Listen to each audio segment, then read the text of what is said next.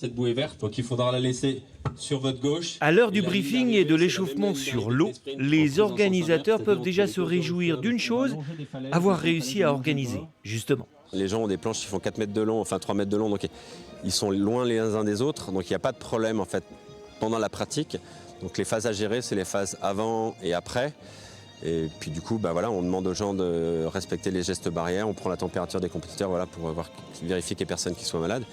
Et voilà, on arrive à le faire dans des bonnes conditions. Et le départ n'est plus alors qu'une affaire de sportifs entre eux. Enfin, pas uniquement. En paddle, il faut certes être gainé comme un dieu ou une déesse, mais il faut aussi savoir s'adapter à l'élément. Si tout se passe bien dans le petit lac, pour ceux qui ont choisi la boucle de 6 km, la bise, le vent du nord est maître du grand lac, qui moutonne gentiment, tandis que les bras, eux, moulinent violemment.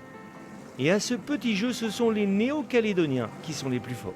Et on voit ceux qui savent gérer les vagues en fait. Et les accélérations qu'ils prennent, là, il y a Tito Ampuyot là, qui est parti devant, il est 50 mètres devant là. Les Néo-Calédoniens n'auront donc pas fait le voyage pour rien, si l'on ose dire, à commencer par le nouveau champion de France de la longue distance, Tito Ampuyot.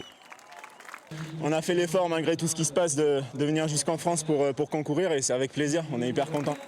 Second, un autre Néo-Calédonien donc, Noïc Gariou, mais la troisième place leur échappe au profit sur le poteau du régional de l'étape, Loïc Telade, histoire quand même d'inscrire un alpin comme l'un des 3 maîtres du lac d'Annecy.